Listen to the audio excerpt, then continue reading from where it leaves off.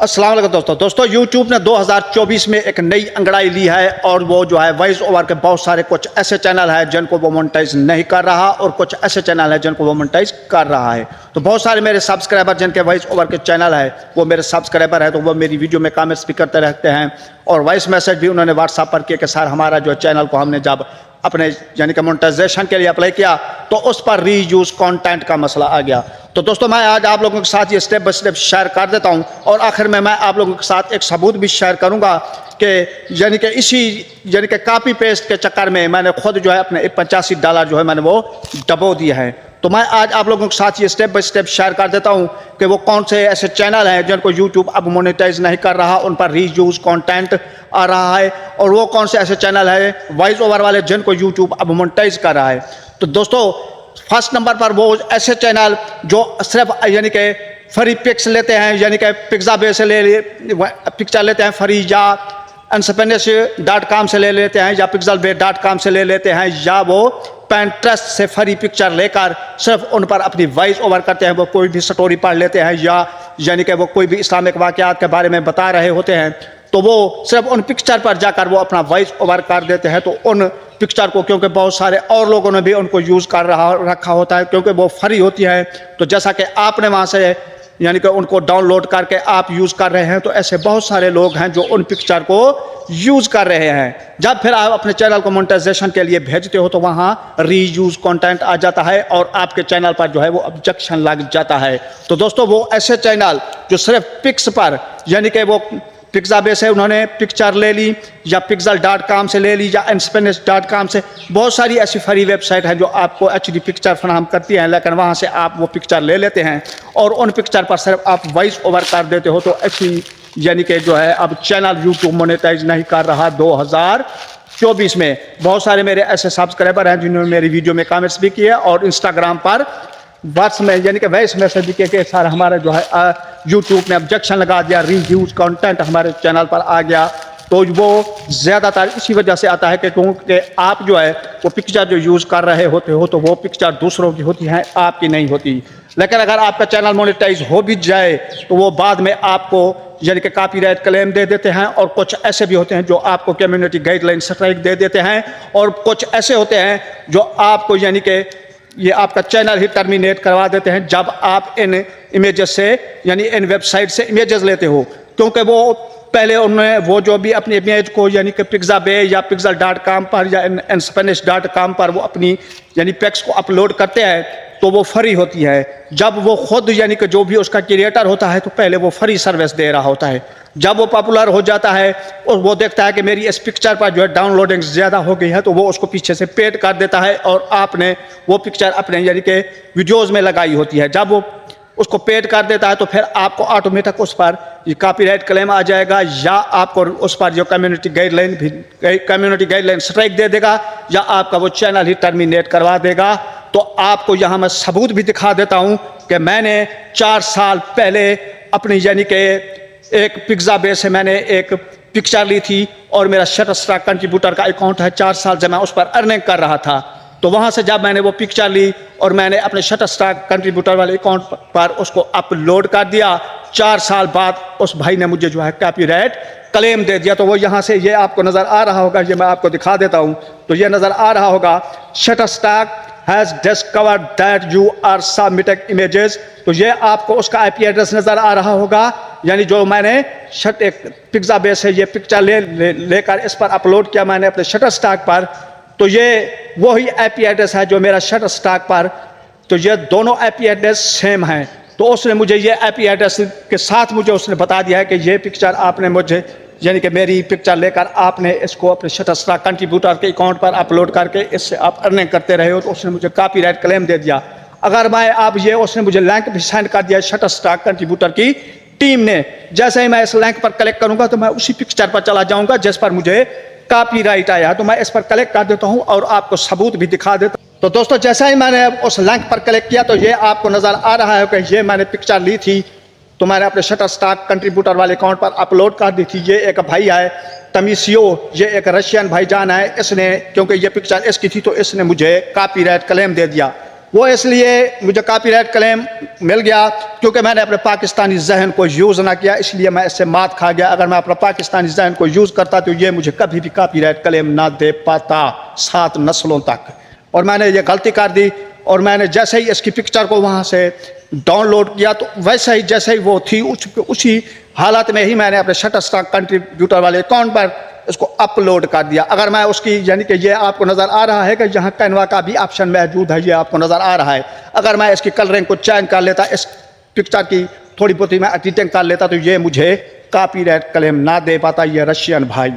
तो दोस्तों क्योंकि मैंने इसकी एडिटिंग ना की, मैंने इसको ऐसे वहाँ अपलोड कर दिया। अब आप वीडियो बनाते हो 200 300 400 वीडियो बनाते हो, उस पर आप यहाँ से पिक्चर लेकर आप अपलोड कर देते हो, क्योंकि ये पिक्चर पहले फ्री थी। आपको पता है ये ऊपर आपको पिक्साबे का मोनोग्राम नजर आ रहा था, तो ये पिक्चर फ्री थी, मैंने ली थी। अब उसने इसको पेड कर दिया, मुझे कॉपीराइट क्लेम मिल गया। तो कल को आपको भी मिल जाएगा जो आप पिक्चर यूज कर रहे हो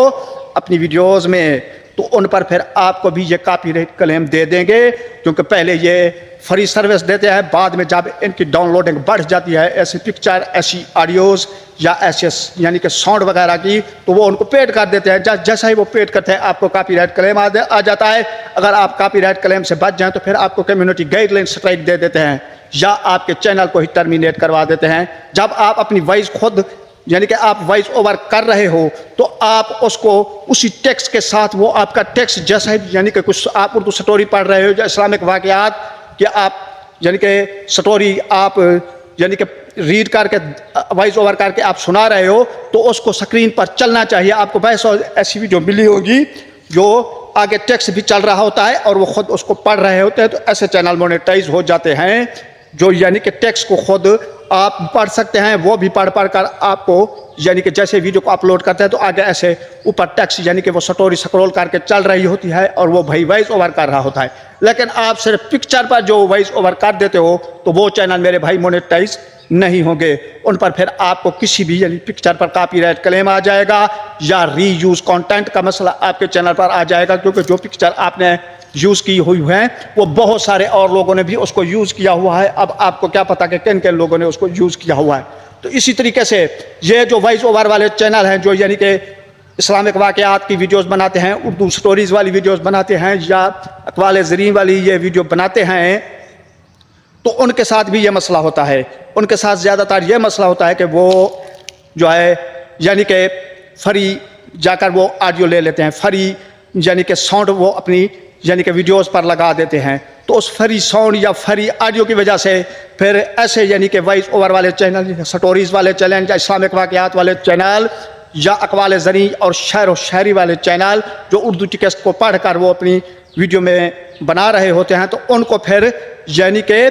ऑडियो जो वो यूज़ कर रहे हैं, पहले वो ऑडियो फ्री होती है, वो साउंड फ्री होता है, वो आप फ्री वेबसाइट से ले रहे होते हैं, बाद में उनका जो ऑनर होता है वो उसको पेड कर देता है। जैसे भी उसको पेड कर देता है आपको कॉपीराइट क्लेम आ जाता है। तो ऐसे चैनल जो वॉइस ओवर वाले हैं वो टेक्स्ट को दिखा भी रहे होते हैं अपनी वीडियो में और उसको पढ़ भी रहे होते हैं। अगर उन्होंने यानी कि अपनी उसी वीडियो में ऑडियो को यूज़ किया हुआ है फ्री वेबसाइट से लेकर या किसी साउंड को, या यानी कि वो खुद फेस कैम के साथ वीडियो बना रहे हैं लेकिन वो यूज़ कर रहे हैं ऑडियो किसी यानी कि फ्री वेबसाइट से लेकर या कोई साउंड फ्री वेबसाइट से लेकर अपनी वीडियो में वो यूज़ कर रहे हैं, तो उनको फिर ये रीयूज़ कंटेंट वाला जो है ऑब्जेक्शन लगा देगा यूट्यूब। जब आप चैनल को मोनेटाइजेशन के लिए भेजोगे या फिर आपको कॉपीराइट क्लेम या कम्युनिटी गाइडलाइन स्ट्राइक मिल जाएगी। तो ये आपको नज़र आ रहा होगा कि यहाँ से मैंने जो भी ये पिक्चर ली थी तो उस पर मुझे भी इसने कॉपीराइट क्लेम दे दिया। और यहाँ से मैं आप लोगों को ये भी दिखा देता हूँ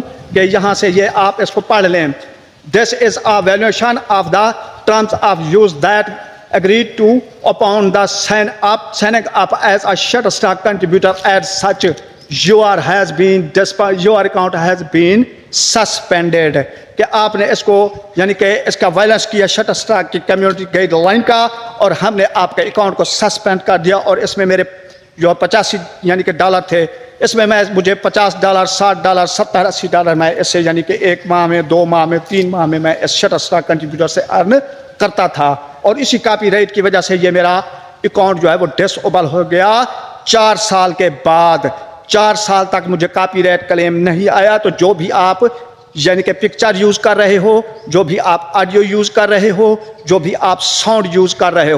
हो सकता है कि आपको उस पर 10 साल तक कोई भी कॉपीराइट क्लेम ना दे, उसके बाद दे सकता है। और 110% आपको कॉपीराइट क्लेम वो देगा जब वो उसको, यानी कि जो भी आपने पिक्चर यूज़ की, जो भी आपने ऑडियो यूज़ की, जो भी आपने साउंड यूज़ किया, जब वो पीछे से उसको पेड यानी कर देगा। मुझे आप ये बताएं, कोई भी ऑडियो या ये आपको साउंड वगैरह मिलते हैं तो वो क्यों, वो यानी कि उसका क्रिएटर उसको क्यों बनाता है? क्योंकि वो उससे ऑनलाइन अर्निंग करना चाहता है, वो उसको उससे कमाना चाहता है, इसलिए उसने वो ऑडियो बनाई, इसलिए उसने वो साउंड बनाया। अब वो उसको फ्री सर्विस दे रहा है ताकि उसकी डाउनलोडिंग बढ़ जाए, उसकी जो है यानी कि उसके ऑडियंस बढ़ जाएं, उस सॉन्ग के, उस ऑडियोज़ के। जब उसकी डाउनलोडिंग बढ़ जाएगी, जब उसी सॉन्ग की, उसी ऑडियोज़ की भी फैन फॉलोइंग बढ़ जाएगी, उसको वो पेड कर देगा। इसलिए वो फर्स्ट तौर पर आपको फ्री में दे रहे होते हैं, बाद में वो पीछे से उसको पेड कर देते हैं और आपको कॉपीराइट क्लेम आ जाता है या आपको कम्युनिटी गाइडलाइन स्ट्राइक मिल जाती है, जिसकी वजह से फिर आपका चैनल जो है वो मोनेटाइज नहीं होता या उस पर ऑब्जेक्शन लग जाता है, या अगर मोनेटाइज होता है तो डीमोनेटाइज हो जाता है। तो दोस्तों, मैंने आप लोगों के साथ शेयर कर दिया कि ऐसे चैनल जो सिर्फ यानी कि पिक्स पर अपना वॉइस ओवर करते हैं और उस पर यानी कि ऑडियो लगाते हैं, साउंड लगाते हैं, वो चैनल अब यूट्यूब मोनेटाइज नहीं कर रहा। और ऐसे चैनल वॉइस ओवर वाले जो अपनी वॉइस और टेक्स्ट के साथ वो अपनी वीडियो बना रहे हैं, लेकिन वो ऑडियो किसी दूसरे की यूज़ कर रहे हैं या साउंड अपनी वीडियो में लगा रहे हैं, तो वो चैनल भी जो है अब यूट्यूब मोनेटाइज नहीं कर रहा। अगर मोनेटाइज हो भी गए तो बाद में जब भी यानी कि ये यूट्यूब का एल्गोरिदम उसको डिटेक्ट करेगा तो आपका चैनल दोबारा से डीमोनेटाइज कर देगा। दोस्तों, उम्मीद करता हूँ ये वीडियो आप लोगों को पसंद आई होगी। अगर ये वीडियो आप लोगों को पसंद आई है तो चैनल को लाइक और सब्सक्राइब कर दीजिए ताकि मिलता रहे फिर आपको ऐसी इंफॉर्मेटिव वीडियोज़ का नोटिफिकेशन। तो नेक्स्ट वीडियो तक के लिए चाहते हैं इजाज़त। अल्लाह हाफ़िज़।